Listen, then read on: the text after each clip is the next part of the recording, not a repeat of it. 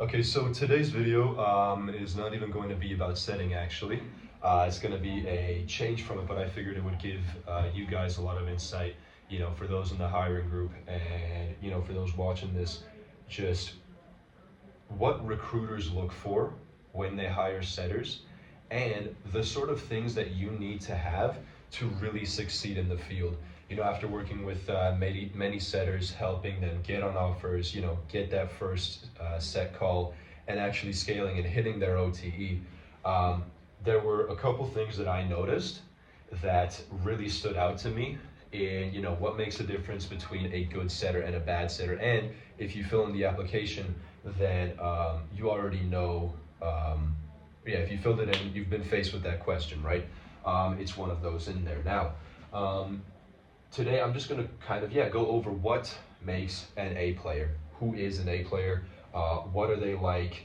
What sort of skills do they have? How have I seen it in the field? And an extra, I'll throw in an extra part to this video where we met a marketing agency owner from the US who ran a 7-figure agency targeting governments and running campaigns for them. And the sort of way that he works with people, of course, he's a very high-level entrepreneur, and the way he organized his companies and his employees was really interesting, and it helped, and it gave me a lot of insight when it came to managing teams and hiring setters. Let's start off with just talking about the skills that you need to actually succeed on an offer. Right, and these are the same skills that I look for during all of the recruitment. So in the interview, in the form, and in just messaging and talking to the person, right? If you're viewing this from the hiring group, then congratulations, you passed in these areas, or at least in most of these. Of course, got to be honest with yourself. If you're looking at this list and you're seeing that you're missing some, or that there are some that could be worked on, then always always try to improve yourself, of course. But the main two skills that people think that they need to have, and well, they do need to have when it comes to being successful on an offer, is of course having setting skills, understanding appointment setting, and having a really deep understanding of the offer and ICP. I'm going to make a video on that later, but that is one of the first things you should do when you hop on an offer. Get a really deep understanding of the offer and ICP. Understand exactly how the offer owner's processes work and who they're talking to and why you're talking to them, right? I'm going to make a video on that later, but those are two skills that I, as a setter manager, can teach pretty much anyone. How to set and how to understand the offer and ICP is very simple to teach, and I've done it before. I can do it again, and I can teach pretty much anyone how to do that. Most setter managers can. However, there are other skills, and here are like the main 5 that I wrote down, but these are 5 skills that I cannot teach and I will not teach anyone. You just simply have to have these coming into an offer. And I'm not going to spend any time trying to teach people this, and it'll make sense that once I name them. But from a setter manager standpoint, it takes a lot more effort from me as a manager to, for example, if someone is lacking in work ethic, right? That's something that I can't teach. I can't teach someone work ethic. I could chase them around and try to force them into doing their work, but that takes significantly more energy from me as a setter manager. And if I stop, guess what? They fail, right? Whereas the skills, offer, and ICP, super easy to teach. And I know once I teach the setter that they can develop those skills on their own too, and they're going to be more independent from me, right? And so and I'm saying that just so you guys understand the perspective of the setter manager here, and also if you want to scale into that position, what that sort of looks like, and how to think once you get there. But more on that later. Here are the 5 skills that I'm going to break down. So the first one is communication. Okay, so we had some problems with this on our team, and it happens a lot where setters, they're facing a problem in their setting process and their KPIs. They're having some issue or some question, and they just do not communicate. They just don't say anything. They just keep to themselves, and guess what? That problem never gets solved, right?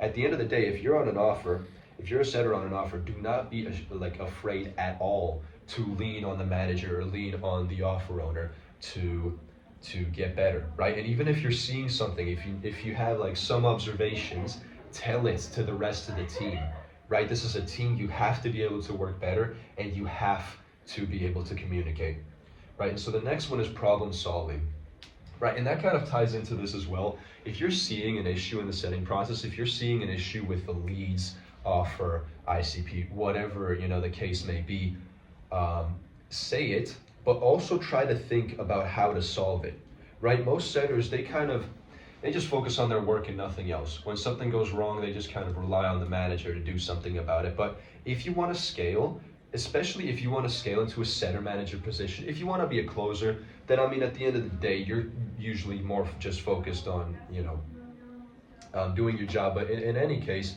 you're a much bigger asset to a team or to an offer when you have those problem solving abilities. You're never going to become a setter manager or an offer owner if you do not have the ability to solve problems on your own and to think of solutions on your own, right?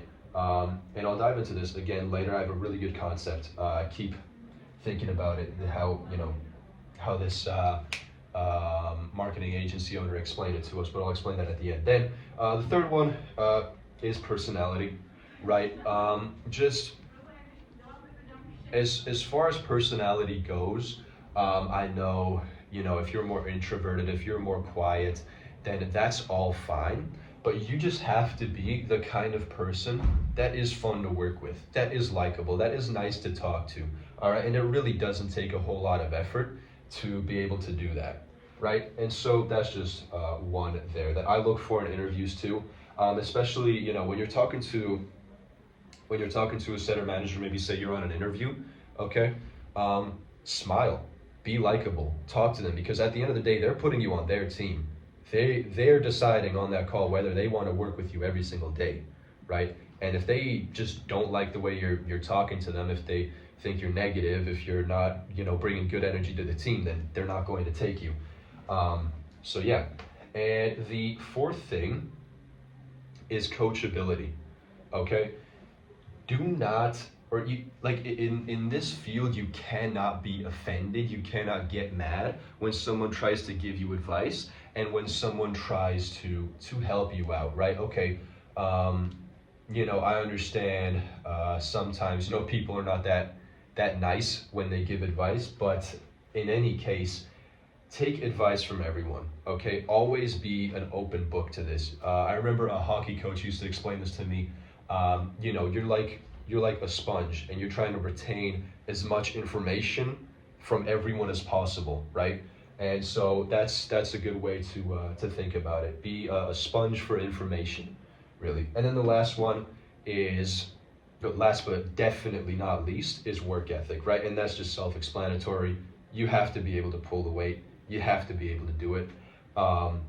No one is going to chase you around.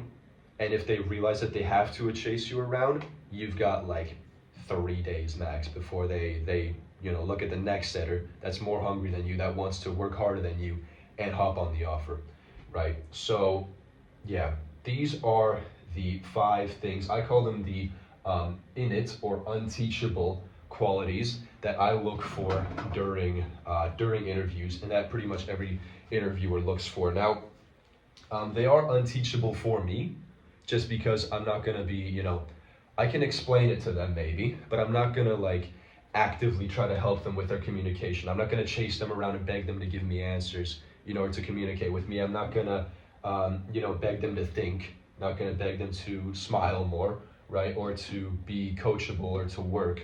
I'm not gonna do that as a setter manager because it doesn't make sense from my position to do that at all, right? That's why I know that I can teach skills and I can teach offer and ICP. The rest is on the setter to already have coming onto this offer. And if we can do that, if I see that a setter already has these qualities and I know that I can teach them this, then I'm absolutely positive that they are going to succeed on an offer. All right, and these skills actually showed in our own team and in our own internship and our own hiring processes at the very start of our company, which was back in January 2025. We started out, I was kind of like the first setter. And then we realized we need to expand our team, and that's the first chance that I had to become, a team manager. It was back in March, and we took on 10 people onto the internship, and only 2 guys, Adam and Thomas, gonna name drop here, from our internal team made it. They're the only 2 to make it, and the only reason they made it is because they had those skills that I mentioned before. They had all those skills. We were able to teach them the setting skills that they needed.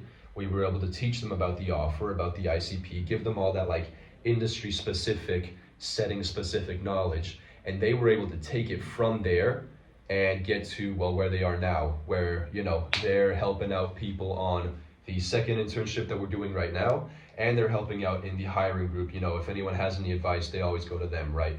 And so, yeah, like I said, we had 10 people on our team, and of course they were the hardest working, goes without saying, but they also always communicated.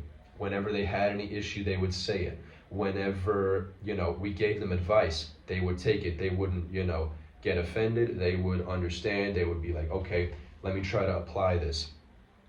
Their personalities were amazing to work with and still are, right?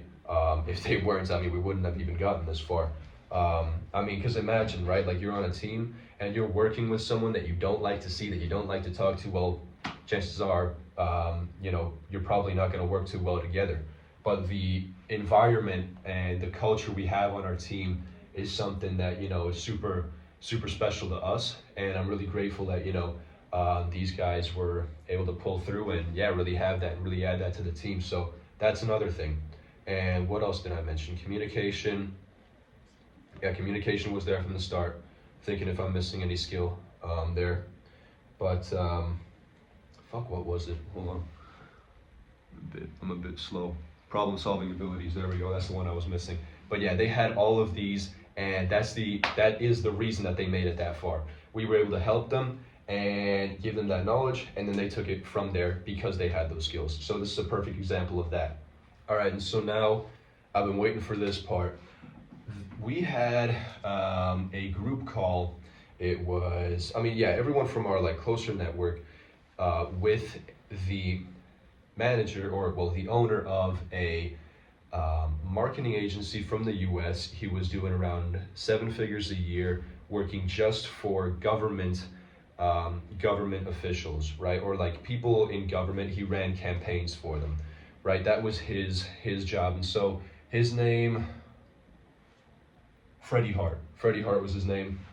He's part of Derice's network, which, if you guys ever want to learn networking, then let me know. I'll make Derice make a video, because he'll just he'll be telling me, the other day he was saying, it's oh yeah, no, I was just driving in the car with,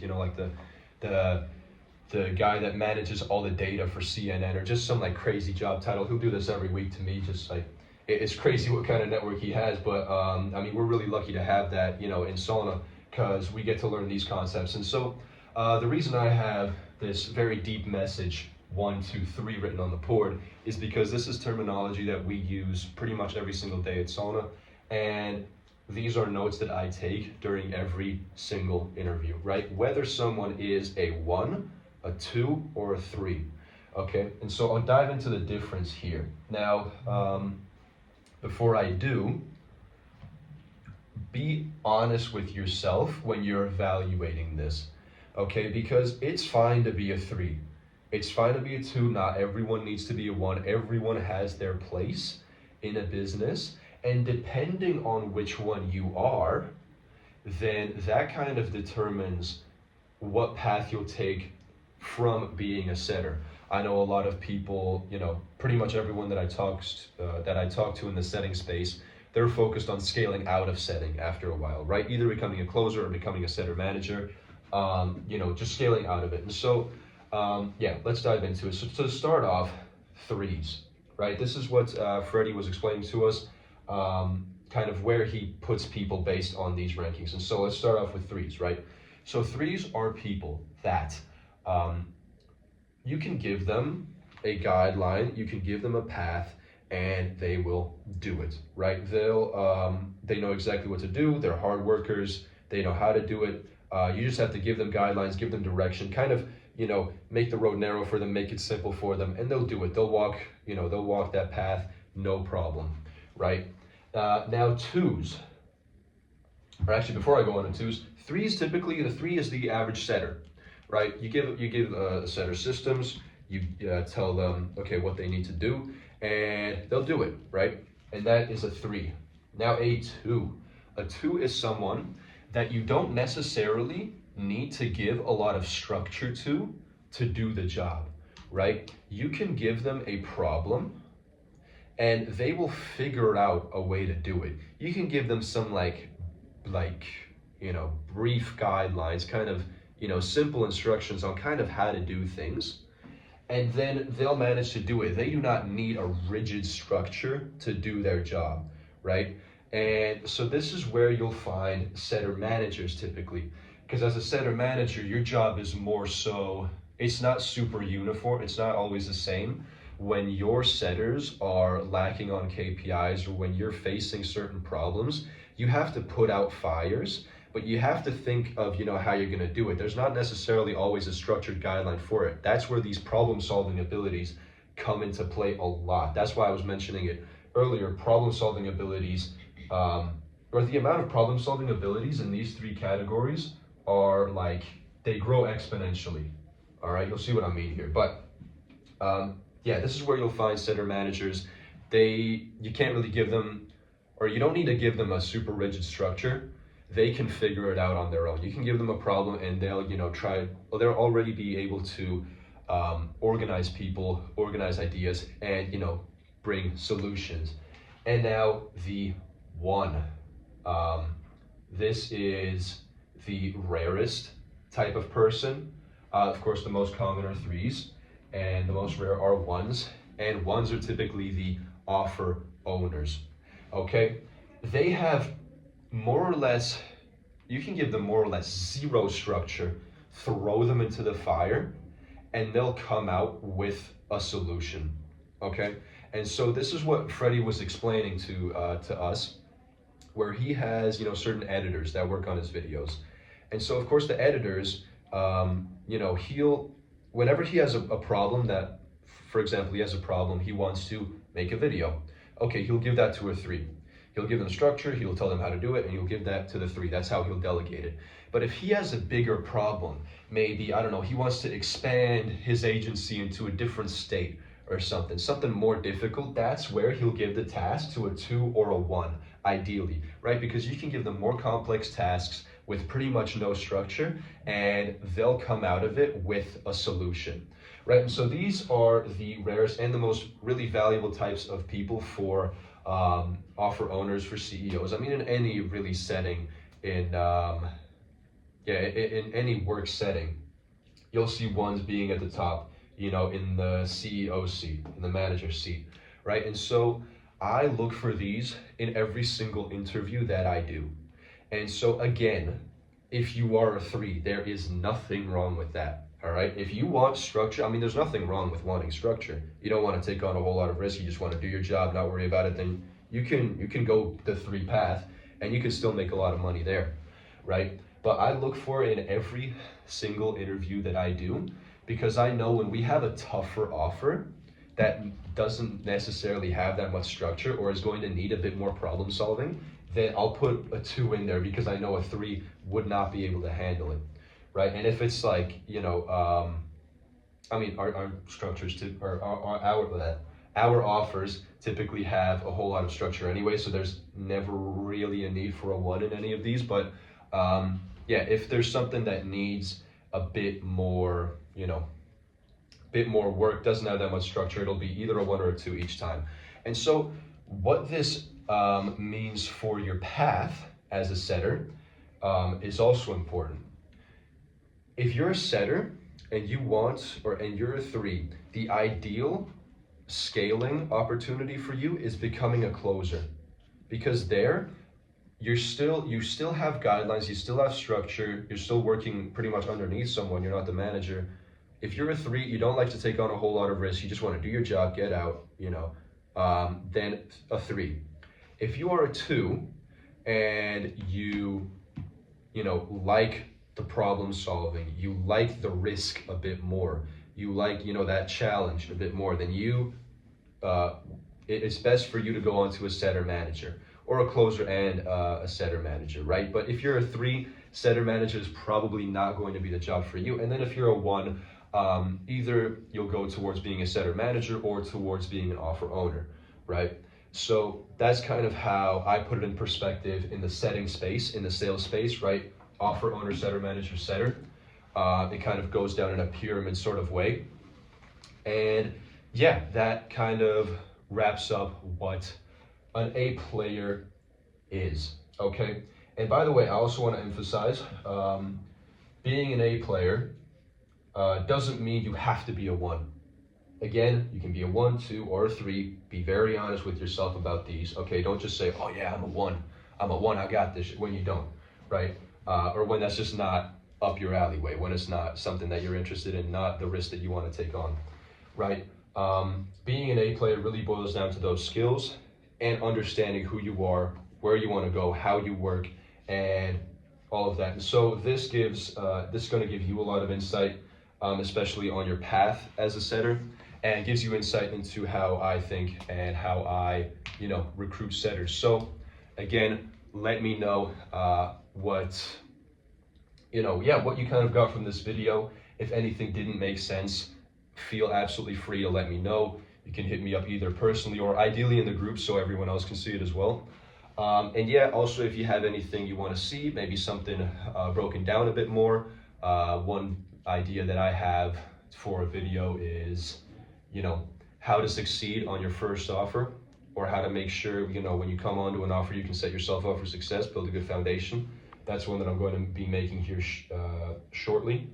But yeah, if you have anything you want to see, if you have any questions, suggestions, comments, absolutely anything, feel free to reach out to either me, Craig Darius, or Adam and Thomas, right? I mentioned them already. They're dogs. Don't worry about, bothering us.